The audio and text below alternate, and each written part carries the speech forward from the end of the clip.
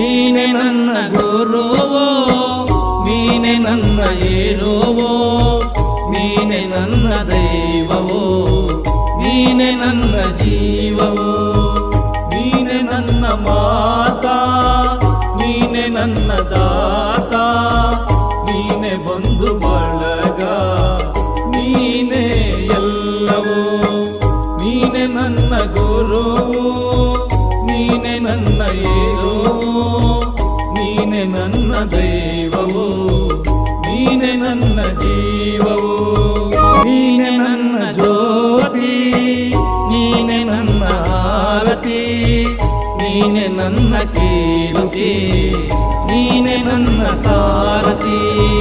ಮುಂದೆ ದಾರಿ ತೋರದಯ್ಯ, ಎಲ್ಲೆಲ್ಲೂ ಕತ್ತಲಯ್ಯ, ಬೆಳಕ ತೋರಿಯನ್ನು ಮುನ್ನಡೆಸು ಬಾರಯ್ಯ. ನೀನೆ ನನ್ನ ಗುರುವೋ, ನೀನೆ ನನ್ನ ಏರುವೋ, ನೀನೆ ನನ್ನ ದೈವವೋ, ನೀನೆ ನನ್ನ ಜೀವವೋ. ಯಾ ಶ್ರೀ ಜಗದ್ಗುರು ರೇಣುಕಾಚಾರ್ಯ ವೀರಭದ್ರೇಶ್ವರ ಮಹಾಕಾಳಿ ಅನುಗ್ರಹ ಎಲ್ಲರೂ ಕೂಡ ಲಭಿಸ್ಲಿ ಅಂತೇಳಿ ನನ್ನ ಶ್ರೀ ಕಾಳಿಪೀಠದ ವೀಕ್ಷಕರಿಗೂ ನನ್ನ ಶರಣಾರ್ಥಿ.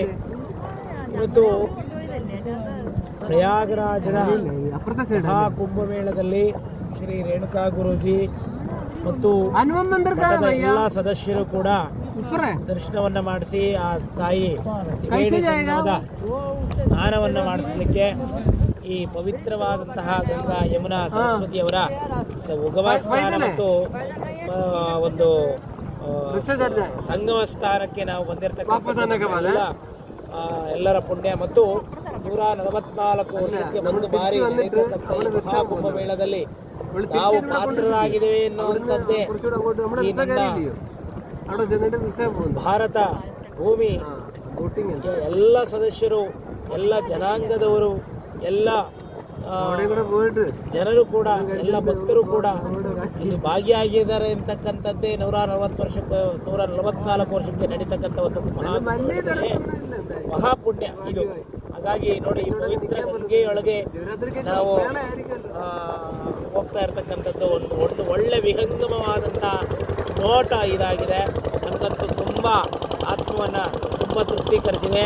ಮಹಾಗುರು ವೀರಭದ್ರೇಶ್ವರನ್ನ ಜೊತೆಯಲ್ಲೇ ಇಟ್ಕೊಂಡು, ಮಹಾಕಾಳಿಯನ್ನು ಜೊತೆಯಲ್ಲೇ ಇಟ್ಟುಕೊಂಡು ಬಂದು ಆ ಗಂಗೆಯಲ್ಲಿ ತ್ರಿವೇಣಿ ಸಂಗಮದಲ್ಲಿ ಬಿಂದು ಆಶೀರ್ವಾದವನ್ನು ತಗೊಳ್ತಾ ಇದ್ದೀವಿ. ಹಾಗಾಗಿ ನೋಡಿ, ಎಲ್ಲ ವೀಕ್ಷಕರು ನೋಡಿ, ತುಂಬ ನೋಡಿ ಎಷ್ಟು ಖುಷಿಯಾಗಿದೆ, ಎಷ್ಟು ಆನಂದವಾಗಿದೆ ಈ ನೋಟ, ಅದ್ಭುತವಾಗಿದೆ ಈ ನೋಟ ಎಲ್ಲ.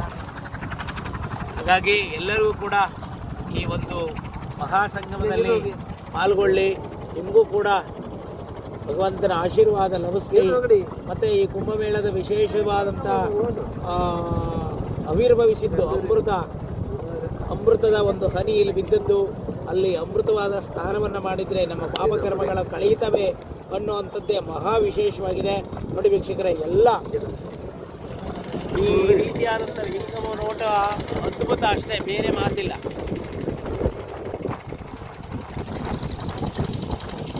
ಎಂಥ ಖುಷಿ ಕೊಟ್ಟಿದೆ ಈ ಒಂದು ಯಾತ್ರೆ.